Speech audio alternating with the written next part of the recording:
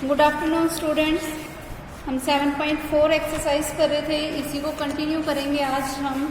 देखो last time हमने 18 तक सम कर लिए थे, आज हम 19 सम करेंगे। आज हम इसी एक्सरसाइज को ही कंप्लीट करेंगे। इसमें कुछ एक सम है जो काफ़ी इंपॉर्टेंट है, अलग से हैं, तो इसी को कंटिन्यू करेंगे हम। देखो हमारे पास अब क्या है, if the letters of the word are arranged in dictionary find the rank of the word mother. कि ना अगर हम ये जो मदर वर्ड है ना, इस मदर वर्ड के लेटर्स को अगर मैं डिक्शनरी की फॉर्म में लिखना चाहूँ, डिक्शनरी में क्या होता है कि सबसे पहले वो अल्फ़ाबेट आता है जो जनरली ABCD में सबसे पहले आएगा, उसी के अकॉर्डिंग उनकी सीरियल वाइज दी होती हैं। अगर मैं इस मदर वर्ड को डिक्शनरी के अकॉर्डिंग सीरियल वाइज रखना चाहूँ, ABCDE के अकॉर्डिंग, तो सबसे पहले आया E, फिर आएगा FGHIJKLM,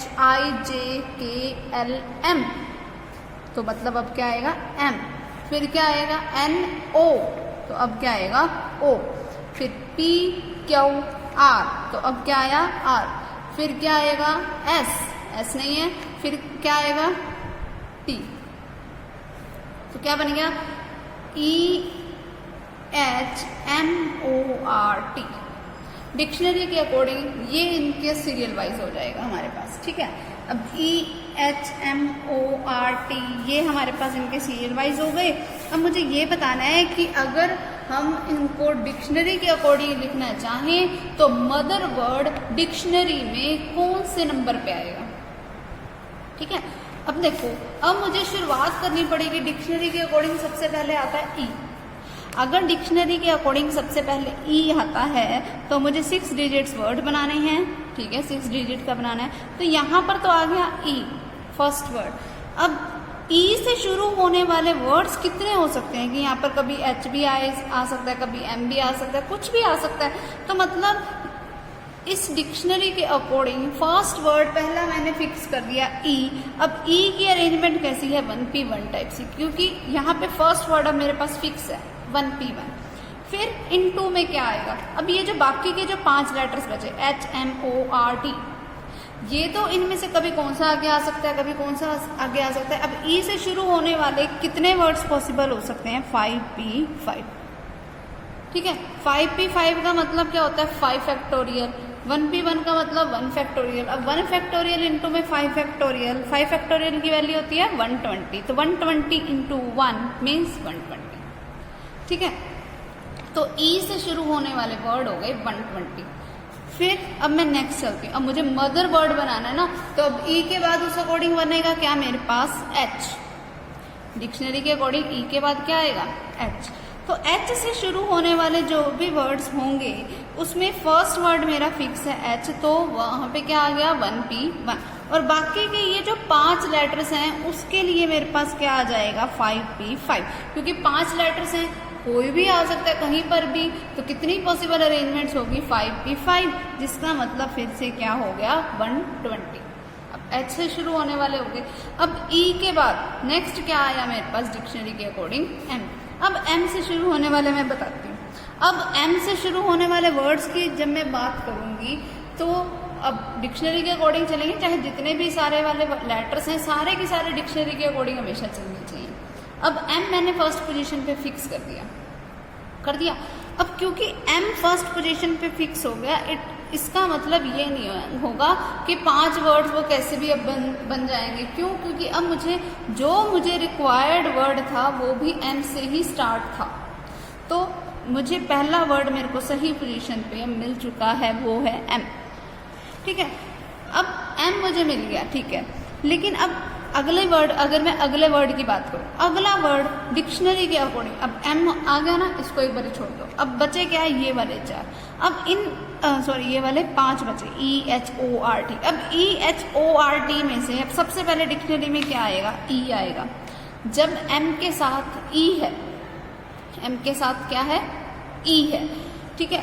तो अब M के साथ अगर E है तो उसके बाद यहाँ पे टोटल कितनी पॉसिबल अरेंजमेंट्स हो सकती हैं HORT की, तो उसके लिए क्या आ गए 4P4, जिसका मतलब क्या हुआ 4 फैक्टोरियल, और 4 फैक्टोरियल का मतलब क्या हो गया 24। ठीक है। फिर मेरे को लेकिन ई से शुरू होने वाला वर्ड तो चाहिए ही नहीं था, एम ई ऐसा तो कोई वर्ड नहीं चाहिए था मुझे, तो एम ओ चाहिए, तो ई वाला मैं छोड़ दूँगी। तो पहले एम से जितने भी स्टार्ट होने वाले वर्ड्स हैं उनमें सबसे पहले ई से वाले आएंगे। अब उसके बाद फिर अब मुझे क्योंकि ई नहीं चाहिए लेकिन वर्ड्स तो डिक्शनरी में आएंगे ना, मुझे तो ये बताना है कि मदर वर्ड कौन से नंबर पे आता है। तो इसके बाद मैं कौन सा लेटर लिख के रखूँगी, एच। अब मैं एच लिखूँगी तो बाकी के 4 लेटर्स फिर कोई भी कहीं पर भी आ सकता है, फिर वही 4P4 यानी कि 24 हो गया, लेकिन मुझे एच भी नहीं चाहिए। फिर डिक्शनरी के अकॉर्डिंग क्या आएगा, ओ। अब एम के बाद ओ ही चाहिए मुझे मदर बनाने के लिए, तो एम भी फिक्स हो गया, ओ भी फिक्स हो गया। ये बिल्कुल एकदम करेक्ट वर्ड आया मेरे पास, यानी कि एम की 1P1, ओ की 1P1, ये मेरे पास फिक्स है। अब ओ के बाद फिर बनेगा क्या, फिर डिक्शनरी। अब ओ मेरे को सही मिल गया ना, ओ को छोड़ दो। अब बचा क्या, EHRT। अब अकॉर्डिंग टू द डिक्शनरी अब मेरे पास क्या आएगा, ई आएगा। अकॉर्डिंग टू द डिक्शनरी मेरे पास क्या आएगा, ई आएगा, लेकिन ई वाला तो मुझे चाहिए ही नहीं। अगर यहाँ पे ई आएगा तो बाकी कौन से बचे, HRT, तो उसकी अरेंजमेंट्स कैसी हो गई, 3P3। 3P3 means 6। फिर MO। अब नेक्स्ट डिक्शनरी के अकॉर्डिंग ई के बाद क्या आता है, H। अब मैं H वाले रख के देखूँ तो 1P1 into 1P1 into 1P1, और बाकी के 3 कहीं पर भी आ सकते हैं, तो 3P3। तो फिर उससे वो क्या आ गया, 6। अब MOH बन गया, जो कि मुझे अभी भी नहीं चाहिए। फिर H के बाद क्या आता है, R, तो क्या हो गया MOR। फिर बाकी के 3 कहीं पर भी आ सकते हैं, तो इसका M का 1P1, O का 1P1, R का 1P1, और फिर बाकी के 3 का 3P3, जिसका मतलब फिर से क्या हो गया, 6। अब MOR बन गया, नहीं चाहिए R मुझे तो T लाना है। अब R के बाद तो T ही बचा ना, इस देखो EH फिर R, फिर अब क्या बचा, T ही बचा। तो अब क्या होएगा, R के बाद T, तो क्या बनेगा, MOT। अब देखो T ही तो मुझे चाहिए था, तो T वाला तो मेरा बिल्कुल सही है, तो क्या बनेगा, 1P1 into 1P1 into 1P1। T चाहिए मुझे, बात खत्म। फिर अब नेक्स्ट में यहाँ पर कौन सा वर्ड आ सकता है, T आ गया ना मेरा करेक्ट। अब बचे कौन से, सिर्फ EH और R वाले बच गए। अब EHR में से सबसे पहले क्या आएगा, E। अब अगर मैं ई लिखूं इधर, ई जब मैं यहाँ पर लिखूंगी तो मुझे तो ई चाहिए ही नहीं, तो अब लेकिन क्योंकि मुझे रखना तो पड़ेगा ही, क्योंकि टी के बाद तो पहले ई वाला आएगा। अब तो ई वाला रखा तो यहाँ पे फिर 1P1 आ गया। अब बचे कौन से, एच और आर, वो आपस में कैसे भी अरेंज हो सकते हैं, तो उसके लिए क्या आया, 2P2। तो क्या रिजल्ट आ गया इसका, 2। फिर MOT। अब ई नहीं रख सकती तो मैं अब रखूंगी क्या, H। ई वाला मुझे नहीं चाहिए था, तो अब क्या आएगा, H रखूंगी। ई वाले के तो पॉसिबल मैंने निकाल लिए। अब मैं अगला कौन सा रखूंगी, ई के बाद क्या आता है, H, तो अब मैं H वाला रखूंगी। और जो मदर वर्ड है उसमें भी T के बाद मुझे H ही चाहिए होता है, तो ये तो मुझे चाहिए ही था। अब मैं H रखूंगी तो मतलब मैं सही जगह जा रही हूँ, ठीक है। अब H रख के अगर मैं सही जगह जा रही हूँ तो इसके बाद का जो लेटर आना चाहिए वो बच गए मेरे पास E और R। अब E और R में से सबसे पहले कौन सा आता है, E, तो वो भी बिल्कुल मेरा सही है ना। तो फिर उसके बाद ऑब्वियसली R की ही जगह बची, तो मतलब ये ऐसा नंबर आ चुका है मेरे को जहाँ पे मुझे कंप्लीट मदर वर्ड मिल जाएगा। तो इसकी अरेंजमेंट कैसे है, M की 1P1, O की 1P1, T की भी 1P1, H की भी 1P1, E की भी 1P1 और R की भी 1P1, जिसका रिजल्ट क्या हो गया, 1। आगे बात समझ। तो अब देखो इन सबको काउंट कर दो, 120 प्लस 120 240, 240 प्लस 24 यानी कि 264, 264 प्लस 6 270, 270 प्लस 24 यानी कि 294, 294 प्लस 6 क्या हो गया, 300, 300 प्लस 6 यानी कि 306, 306 प्लस 2 यानी कि 308, 308 प्लस 1 यानी कि 309। तो इसका मतलब मुझे मदर वर्ड कौन से नंबर पे मिला, 309 नंबर पे अकॉर्डिंग टू डिक्शनरी, जब सिर्फ मैं ये 6 लेटर्स लेके चल रही थी। आगे बात समझ। तो इस तरीके से हमारा ये सम होएगा। तो जिसकी भी रैंक निकालनी है तो सबसे पहले हम उनको इस तरीके से सीरियल वाइज रखेंगे अकॉर्डिंग टू अल्फ़ाबेट्स, और फिर एक एक को शुरू से हम लेके चलेंगे। आगे बात समझ। इस तरीके से हमें उस मदर वर्ड की रैंक पता चल गई, जो कि क्या है 309। ठीक है, अब देखो, अब नेक्स्ट 20th सम करते हैं। हमारे पास 20th सम क्या है? How many numbers greater than 20,000 can be formed? How many numbers greater than 20,000 can be form? 20,000 से ग्रेटर वाले मुझे नंबर बनाने हैं by using the digits 0, 1, 2, 3, 4 and no digit being repeated in any number. और कोई भी डिजिट जो है वो रिपीट नहीं करना चाहिए किसी भी नंबर में। अब देखो, मुझे 20,000 से ग्रेटर वाले वर्ड बनाने हैं, तो मतलब मैं 2, 3, 4 इन्हीं का यूज़ कर सकती हूँ। तो फर्स्ट प्लेस के लिए मेरे पास चॉइसेस है 1, तो उसके लिए तो आ गया 3P1। ठीक है, क्योंकि मुझे 20,000 से ग्रेटर चाहिए। अच्छा, अब 20,000 से ग्रेटर वाले जो नंबर बनाने हैं तो वो ऑब्वियसली मुझे 5 डिजिट नंबर ही बनाने हैं। ठीक है, अब बाकी के जो 5 प्लेसेस हैं, उन बाकी के देखो, एक प्लेस तो मैंने फिल कर दिया, बाकी के अब बचे 4 प्लेसेस। अब इन 4 प्लेसेस पे कोई भी नंबर आ सकता है सिवाय उस नंबर के जो यहाँ पर पहले आ गया, क्योंकि हमें बोला क्या है, नो डिजिट बीइंग रिपीटेड, कोई भी डिजिट रिपीट नहीं करना चाहिए। तो एक डिजिट जो यहाँ पर आ गया वो यहाँ तो आ ही नहीं सकता दोबारा। तो अब चॉइसेस मेरे पास इन 5 में से सिर्फ क्या बची? 4, और उन 4 में से मेरे को चारों जगह ही कुछ ना कुछ फिल करना है। तो इनटू में क्या आ गया? 4P4। बस अब इसको सिंपली सोल्व कर लो, क्लियर, वो हमारा रिजल्ट हो जाएगा। फिर अब अगला पॉइंट देखो क्या बोला, how many odd numbers greater than 80,000 can be formed by using the digit 2, 3, 4, 5, 8।